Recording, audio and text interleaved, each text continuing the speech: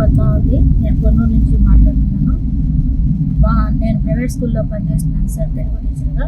నాతో పాటు ఫిజిక్స్ టీచర్గా పనిచేస్తున్నటువంటి ఒక టీచరు కూచిపూడి జర్నియా జోసెఫ్ అనే ఆయన మా స్కూల్లో గేమ్స్ పెట్టినప్పుడు ఆయన ఉద్యోగాలు ఇప్పిస్తాడు పిల్లలకి అని చెప్పి, స్పోర్ట్స్ కోటాలో ఉద్యోగాలు ఇప్పిస్తాడు అమౌంట్ కడితే అని చెప్పి ఉన్నారు. సో నాకు ఇద్దరు కొడుకులండి. పెద్ద బాబు అబ్బాయిని పూర్తిగా అంగవైకల్యం కలిగిన పిల్లాడు. సరే, ఈ పిల్లాడు చూస్తే ఇలా ఉన్నాడు కదా, రెండో పిల్లాడు చూస్తే ఆ అబ్బాయి కన్నా జాబ్ ఇప్పిస్తే కాస్త వాడి జీవితం బాగుంటుందని నేను నమ్మి మా ఆరు చెప్పడం జరిగింది. మా ఆరు ఆటో తోలుతూ ఉండేవారు అప్పట్లో, శ్రీనివాసరావు అని పేరు.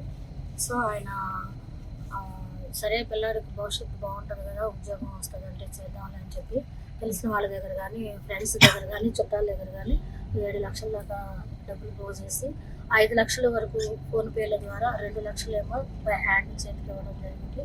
సో ఆ మధ్యలో మమ్మల్ని ఆయనకు పరిచయం చేసినది మానకొండ రవికాంత్ అని ఆయన ఫిజిక్స్ టీచర్గా అప్పట్లో ఉండేవాడు.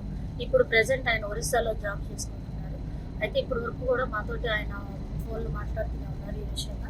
అయితే జర్నియా జోసెఫ్ అని ఆయన మాత్రం ఒక 3 నెలల్లో ఉద్యోగం ఇప్పిస్తానన్నాడు. 3 నెలల్లో ఉద్యోగం ఎలా వచ్చింది అంటే మేము అమౌంట్ కట్టే ముందు అడిగాము. ఆయన అడిగితే స్పోర్ట్స్ కోటాలో వస్తుంది అని చెప్పారు. స్పోర్ట్స్ కోటాలో రావడానికి మా అబ్బాయికి స్పోర్ట్స్ సర్టిఫికేట్ లేదండి.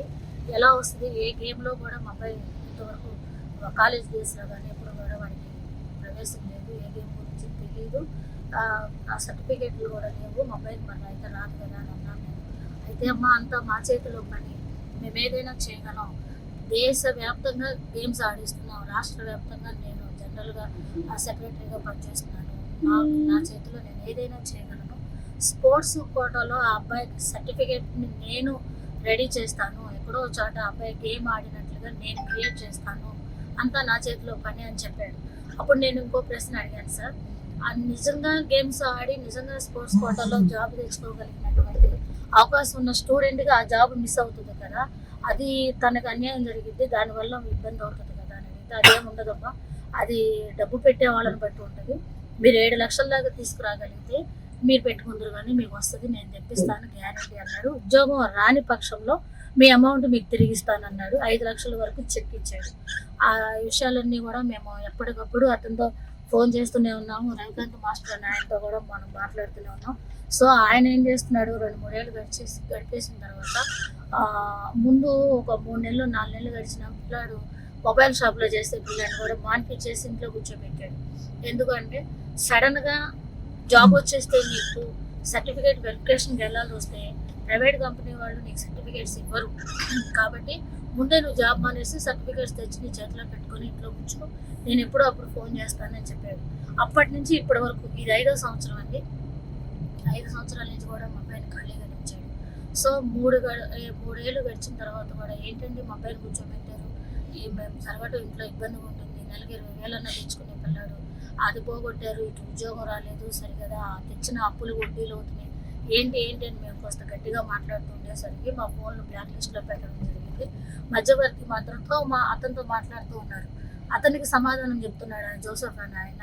కానీ మా దగ్గర మాత్రం మా ఫోన్లన్నీ బ్లాక్ లిస్ట్లో పెట్టాడు, మాకు ఆన్సర్ చేయట్లేదు. సరే, మాకు మధ్యవర్తి మీద కూడా డౌట్ వచ్చి ఆయన ఎక్కడ గేమ్స్ పెడుతున్నారో ఏంటో కనుక్కొని అక్కడికి వెళ్తున్నప్పుడల్లా మమ్మల్ని చూసి ముందుగానే ఆయన వెళ్ళిపోతూ ఉన్నారు.